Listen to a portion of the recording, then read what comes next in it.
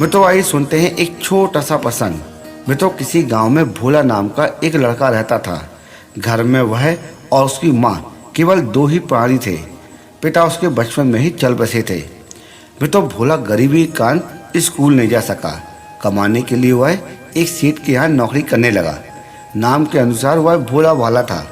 सेठ उसे समय समय पर हमेशा थकता रहता था और कम रुपए देता था और काम ज़्यादा लेता था।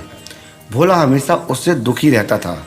मित्रों किसी तरह उसे पता चला कि उसे गांव में साक्षरता कक्षा चल रही थी। वह वहां पढ़ने जाने लगा और जल्दी ही वह हिसाब लगाने लगा।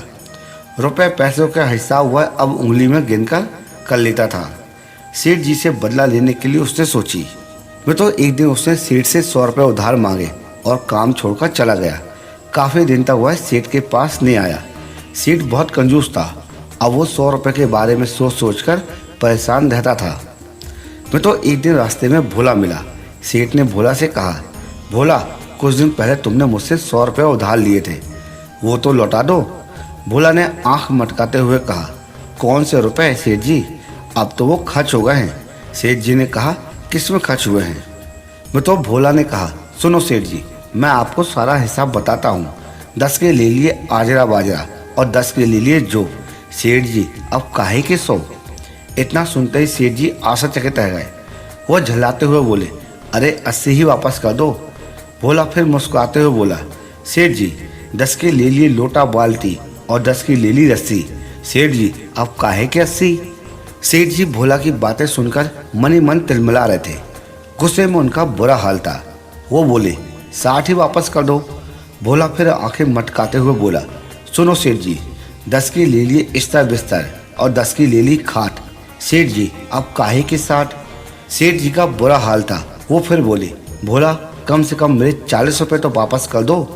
भोला फिर बोला, 10 की ले ली जूते चप्पल और 10 की ले ली पॉलिश। सेठ जी अब काहे के 40? सेठ का पसीना छूट रहा था। वो फिर बोले, कम से कम 20 रुपये तो दे दो। भोला ने फिर आंखें मटकाते हुए कहा, 10 की ले ली कॉपी किताबें और 10 की दे दी फीस। सेठ जी अब काहे के 20? ये सुनकर सेठ जी को चक्कर आने लगा।